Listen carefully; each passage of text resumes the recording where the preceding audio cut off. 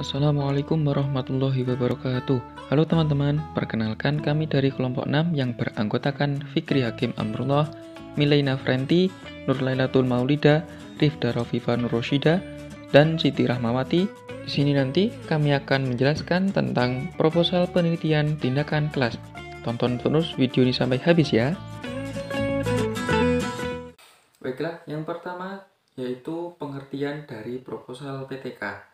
Pada buku karangan Profesor Dr. Haji Winasanjaya MPD dijelaskan bahwa proposal PTK adalah rancangan penelitian yang memuat permasalahan yang akan diteliti, teori-teori yang berkaitan dengan masalah, metode, serta prosedur penelitian termasuk jadwal pelaksanaan, serta instrumen dan analisis data yang akan dilakukan. Selanjutnya yaitu komponen-komponen proposal penelitian tindakan kelas. Ada beberapa komponen yang harus disusun dalam suatu rencana penelitian. Berikut ini adalah komponen proposal penelitian tindakan kelas. Yang pertama yaitu judul penelitian. Judul PTK atau penelitian tindakan kelas harus ditulis dengan singkat, spesifik, dan deklaratif yang mencerminkan permasalahan pokok yang akan dipecahkan dan tidak menimbulkan kemungkinan penafsiran yang beragam atau multitafsir. Komponen yang kedua yaitu latar belakang. Latar belakang menjelaskan apa yang mendorong peneliti menjalankan kajian yang berdasarkan pengalaman, isu-isu yang hangat dibicarakan, dan bacaan penulis atau hasil penelitian lepas. Dalam latar belakang permasalahan, diuraikan urgensi penanganan permasalahan yang diajukan itu melalui PTK. Untuk itu, harus ditunjukkan fakta-fakta yang mendukung, baik yang berasal dari pengamatan guru selama ini maupun dari kajian pustaka. Identifikasi masalah. Seperti halnya dalam penelitian jenis lain, langkah pertama dalam PTK adalah mengidentifikasi masalah. Masalah yang akan diteliti harus dirasakan dan diidentifikasi oleh peneliti sendiri bersama dengan kolaboratornya. Meskipun bisa dengan bantuan seorang fasilitator, supaya mereka betul-betul terlibat dalam proses penelitiannya. Identifikasi masalah pada umumnya berupa pertanyaan. Penggunaan kalimat tanya dimulai dari yang kompleks sampai yang spesifik. Kalimat tanya tersebut tidak harus dijawab karena hanya sebagai identifikasi masalah. Kalimat tanya tersebut harus mengacu atau mengandung variabel pada masalah pokok. Perumusan masalah. Untuk menentukan perumusan masalah, diperlukan analisis masalah. Analisis masalah beberapa jenis kegiatan tergantung pada kesulitan yang ditunjukkan dalam pernyataan masalahnya. Rumusan masalah dikembangkan dari identifikasi dan pembatasan masalah. Umumnya berbentuk kalimat tanya. Kalimat tanya pada rumusan masalah lebih terinci karena telah melalui identifikasi dan pembatasan masalah. Kalimat tanya pada rumusan masalah nantinya harus terjawab setelah pelaksanaan tindakan. Contoh masalah: rendahnya keterlibatan siswa dalam proses pembelajaran bahasa Inggris. Rumusan masalahnya: siswa semestinya terlibat secara aktif dalam kegiatan pembelajaran bahasa Inggris, tetapi pada kenyataannya mereka sangat pasif. Hipotesis tindakan. Hipotesis diturunkan dari kerangka pemikiran berdasarkan rumusan masalah penelitian, tinjauan pustaka, dan kerangka pemikiran, maka dapat diturunkan hipotesis atau dugaan.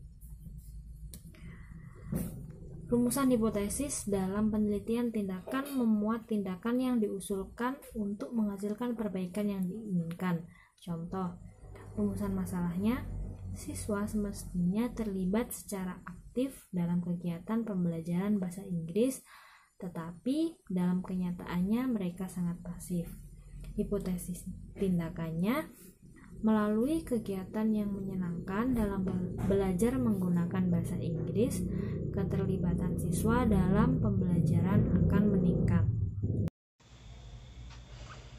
Selanjutnya yaitu tujuan dan manfaat penelitian. Tujuan penelitian PTK sebaiknya dirumuskan secara jelas. Jadi perumusan tujuan harus juga konsisten dengan hakikat permasalahan yang dikemukakan. Kemudian manfaat penelitian PTK perlu dipaparkan secara spesifik. Jadi keuntungan yang dijanjikan khususnya bagi siswa sebagai pewaris langsung hasil dari PTK, baik bagi guru pelaksana PTK, rekan-rekan guru lainnya, serta bagi para dosen LPTK sebagai pendidik guru. Kemudian kajian teori. Pada kajian teori dipaparkan landasan substantif dalam arti teoritik atau metodologik yang dipergunakan peneliti dalam menentukan alternatif yang akan diimplementasikan.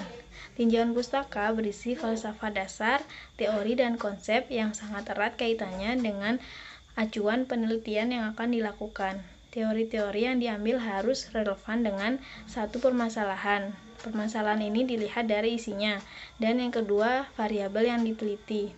Nah, variabel ini dilihat dari judul atau subjudul yang ditulis pada kajian teori. Terutama variabel tindakan harus dijelaskan bukan hanya teori tentang apa dan mengapa penting, tetapi bagaimana secara teoritis implementasi variabel dalam pembelajaran. Tinjauan pustaka diambil dari teori-teori yang terbaru dan dari berbagai aliran. Untuk keperluan ini, maka dalam bagian ini diuraikan kajian baik pengalaman peneliti pelaku PTK yang relevan maupun pelaku PTK lain di samping terhadap teori-teori yang lazim termuat dalam berbagai kepustakaan. Setelah itu dilanjutkan dengan ulasan teoritik. Selanjutnya yaitu adalah kajian hasil penelitian yang relevan. Maksudnya adalah penelitian yang terdahulu itu relevan dengan penelitian yang akan dilaksanakan. Mengapa penelitian ini harus dilaksanakan? Karena hasil dari kajian ini akan menjadi dasar ulasan penelitian empiris yang berkaitan dengan teori yang digunakan sebagai landasan penelitian. Selain itu, argumentasi yang logis dan teoritik juga diperlukan untuk menyusun kerangka teori atau konseptual. Nah, selanjutnya yaitu setting dan karakteristik subjek penelitian. Nah, pada setting dan karakteristik subjek penelitian ini dituliskan atau disebutkan berbagai hal, yaitu diantaranya adalah pada kelas berapa penelitian itu akan dilakukan, kemudian di mana penelitian itu akan dilaksanakan, kapan penelitian itu akan dilaksanakan, kemudian karakteristik kelas tersebut bagaimana, itu ditulis dalam setting dan karakteristik subjek penelitian ini. Oke, langsung saja di sini saya akan melanjutkan penjelasan dari Mbak Milena Frenti di bagian 3 bab 3 tentang metodologi penelitian dalam proposal penelitian tindakan kelas. Oke, di sini saya akan membahas 3 aspek. Yang pertama yaitu instrumen penelitian tindakan kelas, yang kedua tentang teknik dan alat pengumpulan data, dan yang terakhir tentang analisis data. Oke, langsung saja ke pembahasan yang pertama yaitu tentang instrumen penelitian tindakan kelas. Instrumen penelitian tindakan kelas merupakan alat yang dapat digunakan untuk mengumpulkan data penelitian dan biasa juga disebut dengan teknik penelitian karena instrumen atau alat tersebut mencerminkan cara pelaksananya. Sedangkan penelitian tindakan kelas adalah suatu cara ilmiah dalam memecahkan masalah pembelajaran yang memerlukan sebuah instrumen pengumpulan data yang tepat untuk menghasilkan suatu data yang diharapkan.